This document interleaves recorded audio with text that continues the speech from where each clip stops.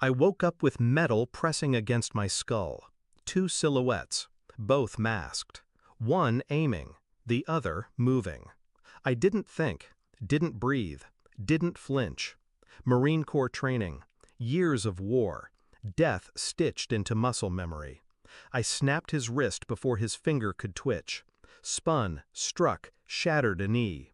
Second man lunged, sloppy. I drove my elbow into his throat, watched him crumple, twitching. Two bodies on my floor. My son was still asleep. Then a sound. Beep. One of them, his phone, buzzed with a message, screen still unlocked. My son's room is next door. If he hears, smother him too. Her name was on it. My wife, Sarah. Another message blinked a second later. The boy? I replied, hands still trembling. Target eliminated, she answered without hesitation. Leave no one alive.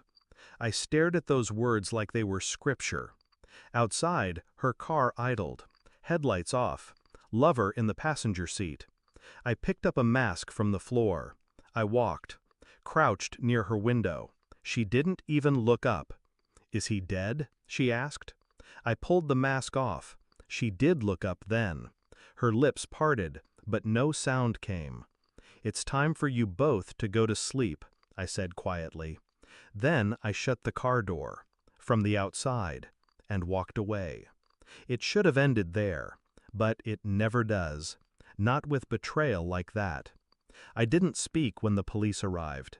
Didn't blink when they found no survivors in the car. The gas line had ruptured. The spark was accidental, but I knew better. I stood at the curb as the coroner zipped up the past 15 years of my life. She was gone. And yet, her words echoed louder than sirens. Leave no one alive. She meant it. And suddenly, everything made sense. The coldness in her eyes when she held our son. The late-night shifts that left no trace. The unexplained accounts. The shadow that always seemed one step behind me. How long had she been planning this? I thought of our wedding day, of how she cried reading her vows. I thought of the night I came home early from deployment and saw her flinch, guiltily. But the pieces never came together until now. She wanted me dead. And maybe worse. She wanted our son dead, too. The funeral was quiet, closed casket.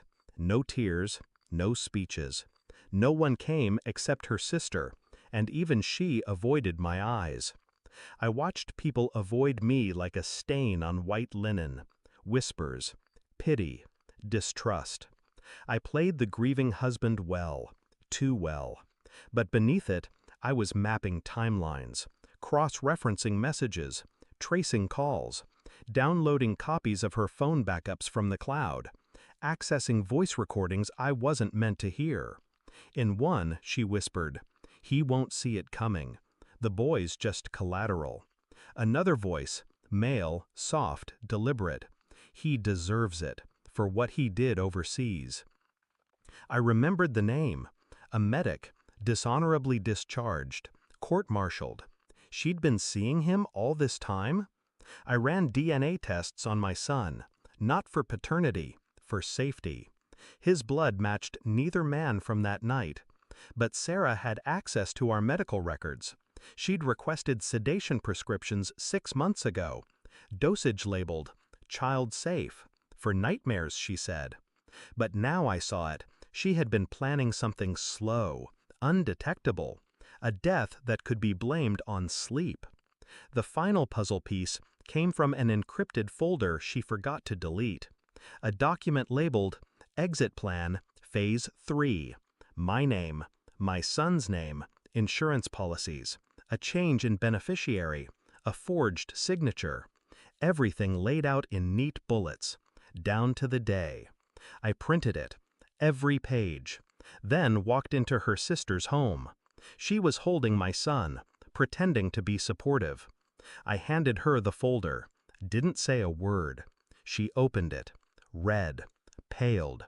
Her knees buckled as she sat. "I didn't know," she whispered. I didn't blink. "She wanted him gone too?" she asked. I nodded once. Then I took my son by the hand. We left. The investigation was officially closed. No suspects, no leads, no motive. But I mailed copies of that folder to her sister, to her parents, to her lover's family. No threats, no notes, just the truth. Let them choke on it. I didn't want justice. I wanted silence. I changed our names, left the city, started fresh, new identities, new schools. My son never asked about her again. Children sense danger better than we give them credit for. He only asked me once, on a quiet night, if I missed her. I paused, then said, no, and he didn't ask again.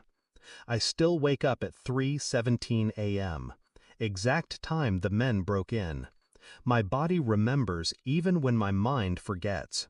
Sometimes I stare at my reflection in the mirror, not to recognize myself, but to make sure she's not standing behind me. I don't feel love or rage, not anymore.